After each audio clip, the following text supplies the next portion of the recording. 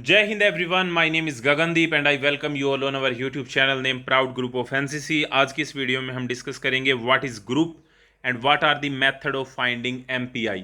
ये आपका weapon training का जो चैप्टर है उससे रिलेटेड क्वेश्चन है और उसमें ये पूछा गया सबसे पहले तो ग्रुप या ग्रुपिंग हम किसको बोलते हैं और दूसरा एमपीआई को फाइंड आउट करने के क्या क्या मेथड होते हैं।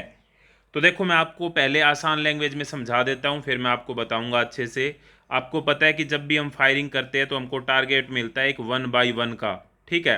अब 1x1 का जो हमको टारगेट मिलता है, हमको बुलेट मिलती है, हमको वेपन मिलता है, हमने फायरिंग की। तो फायरिंग की, मान लो एक बुलेट यहाँ पे लगी, एक बुलेट यहाँ पे लगी, एक यहाँ पे लग गई, एक यहाँ पे लग गई, एक यहाँ पे लग गई। इस तरीके से हमने फायरिंग की और इस तरीके से बुलेट जाके लगी टारगेट के ऊपर। तो ये जो बुलेट्स का जो जहाँ पे लगी हैं, ये जो पैटर्न बना है, इसी पैटर्न को हम क्या बोलते हैं? ग्रुप बोल देते हैं। इस पैटर्न को हम क्या बोलते हैं? ग्रुप बोलते हैं या ग्रुपिंग बोलते हैं। ये ग्रुपिंग होती है। अब दूसरी बात आती है कि एमपीआई क्या होता है। एमपीआई की फुल फॉर्म होती है mean point of impact. Mean point of impact वैसे एक अलग वीडियो के अंदर मैंने अच्छे से समझाया है, उसका लिंक जो है मैं डिस्क्रिप्शन में दे दूंगा कि एमपीआई क्या होता है।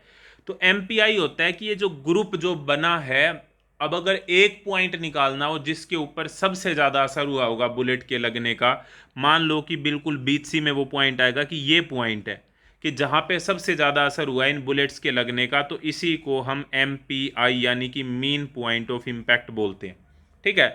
अब क्वेश्चन ये है कि ये एमपीआई हम निकालते कैसे हैं? हमको कैसे पता लगेगा कि कौन सा पॉइंट है जिसके ऊपर इंपैक्ट पड़ा है, मीन पॉइंट ऑफ इंपैक्ट जो है। तो यही यहां पे हम बताने की कोशिश करेंगे। सबसे पहले तो ग्रुपिंग क्या होती है।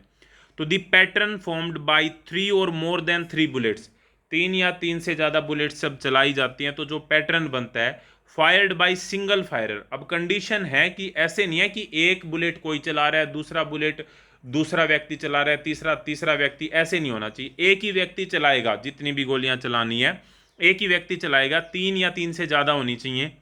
दूसरी, टारगेट सिंगल होना चाहिए, कि यानी कि जो सामने टारगेट है हमारा 1x1 का, वो वही टारगेट होना चाहिए, अलग अलग टारगेट नहीं होने चाहिए। होल्ड सेम उसी तरीके से पकड़ा हुआ है, वही एम है, वही वेदर कंडीशन है और सेम बाजू से चला रहा है, यानी कि ऐसे नहीं पहले लेफ्ट हैंड से चला रहा था फिर राइट हैंड से चला रहा है, ऐसे नहीं। तो अगर ये सारी कंडीशन पूरी होती हैं, फिर बुलेट्स के द्वारा जो पैटर्न बनता है उसी को हम क्या बोल देते हैं? ग्रुप बोल देते हैं। एमपीआई मैंने आपको बता दिया कि क्या होता है, मीन पॉइंट ऑफ इंपैक्ट होता है। अब मेथड कौन कौन से होते हैं मीन पॉइंट ऑफ इंपैक्ट निकालने के?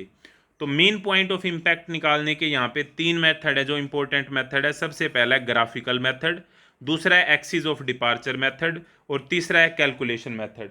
तो ये 3 मेथड होते हैं मीन पॉइंट ऑफ इंपैक्ट निकालने के। ये क्वेश्चन आपके एग्जाम में कई बार आया है। तो आई होप ये वाला क्वेश्चन जो है वो आपका क्लियर हो गया होगा। आपका कोई भी और डाउट है, कोई भी ऐसा क्वेश्चन है एनसीसी का जो आपको समझ में नहीं आ रहा है, तो वो आप कमेंट बॉक्स में कमेंट करके मुझे बता सकते हैं। और इस तरह की और वीडियो के लिए आप चैनल के साथ जुड़े रहिए। नेक्स्ट वीडियो तक जय हिंद, जय Bharat. Thank you very much.